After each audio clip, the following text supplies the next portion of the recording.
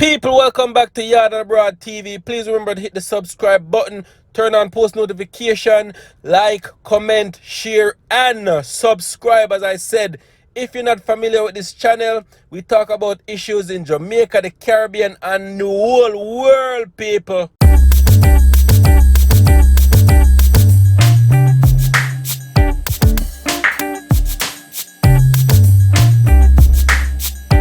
So I look back at my life as just how my life has been unfolding. That is more, my steps are ordered than me ordering my steps. In the 70s, believe it or not, Rastafari was the thing, so I wanted to become a dread.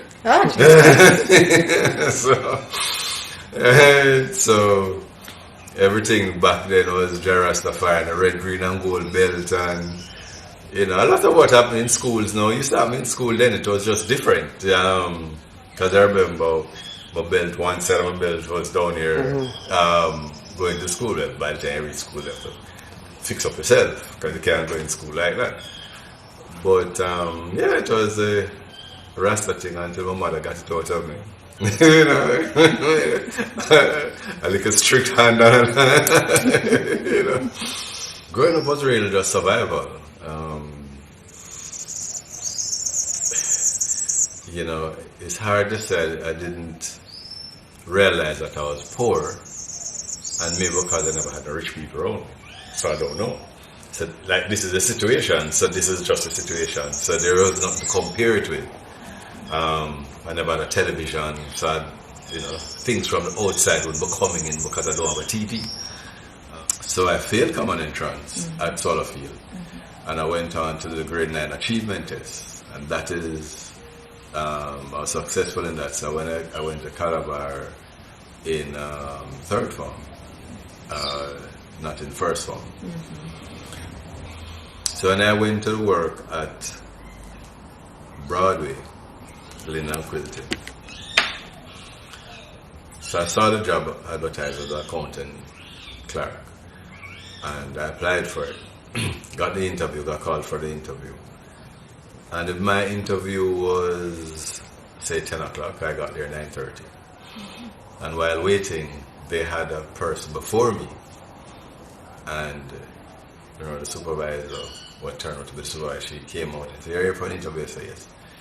And she said, well, the first person we interviewed, we decided to give him the job, so we're not interviewing anybody else. So I said to her, "Well, I can't go home." So what do you mean I can't go home?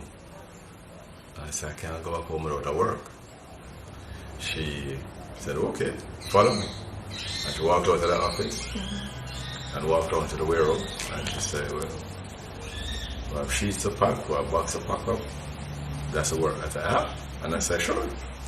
From Broadway, I went to a company, AF Patents Limited. I was downtown on Tower Street. And a mix-up driving Mr. Pattinson around.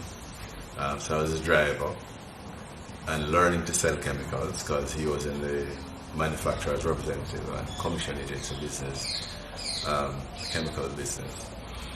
So in going out with him and taking him to his appointments and driving him around and so on, I started to learn about this thing. I remember interviewing with Wincorp, is a company that owned by Jamaica Broadlands.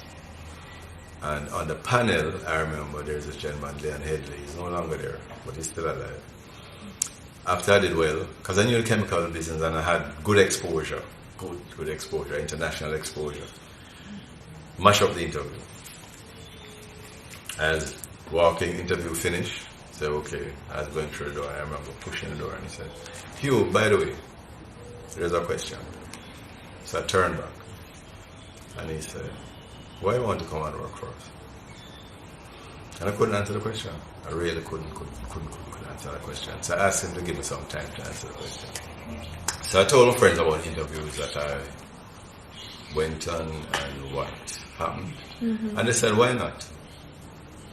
And we started to think about it. They were more the one to lead it. It turned out Richard's father-in-law, he he was a lawyer, right? Is, so it is. And he had a library. So Richard convinced his father-in-law to allow him to use the library for an office. And the arrangement was that they would pay the administrative costs. So they would pay for the lights, the rent, and so on. And I would cover my costs, which is if I had to take somebody to lunch or whatever it is that I wanted to do, I cover my costs. They weren't going to cover that. And my part of the role was the sweat equity. So I was the one working, they were supporting. So that is basically how Paramount started, on the floor of Daryl's room. The first year of business, looking back now, I'd say it was rough, but when you're really doing something, you don't, the measure of whether it is hard or is easy wasn't a measure. It was, you had to do it and you just do it. You know, so it's more, I had no choice, really. I don't have no work. Yeah, you know, this is all now I know. So I just had to make it work. If I look back at my life, there wasn't, if I wanted to do anything or to own anything, it would be minuscule compared to if you put it at things. No. Meaning, if I wanted to own a car, but I don't want to own a ladder. If I never own a ladder, that would be the end of my thing. But I'm happy from now till next year. So for me, what is in the way for you to get it is your way and it's yours, so nobody can get it. So if being a prime minister or being a vice president or being a whatever is in my way, I believe it will be mine. So I own a Lamborghini. I never had it in my mind to own a Lamborghini. It's a friend of mine, you know. Go to the place. I didn't even know. Send a picture and say, so this car, you have a name written all over it. I'm just sure, buy it for me. And then say, alright. Next time I know, from WhatsApp, and pay down $5,000 on a vehicle. I say, you must know how you have to pay your fee. And say, you have to buy this car. You have to buy it. So it's not something that I had in mind and I wanted and it's my desire and whatever it is. So I look back at my life as just how my life has been unfolding. That is more, my steps are ordered than me ordering my steps. Speaking about the Lamborghini, how many cars do you have here? No? I don't know, it's bad. These are all you have? How many do you have?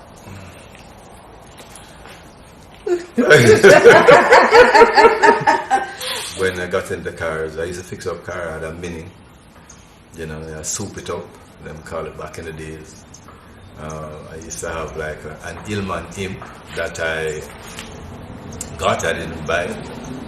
It was, you call it a loaner, I didn't own it, but I fixed it up and had it. So the interest started to build, you know, in the cars, but even these cars, again, it had very little to do with me. My mother is a real simple woman. You know, Barbara said she's a real Jamaican woman. Very simple, and you probably see her walk out here, very simple. She's not into whatever, she's still, you know, outside of COVID, but she still walk with the church and take bus. And at one point I was heavily criticized that I have so many vehicles and my mother walking. But she liked to walk. That's what she knows. She actually walked from St. Mary to Constant Spring. That's how she got to town. So it's in her blood. I've been to her. She always a little bit like this.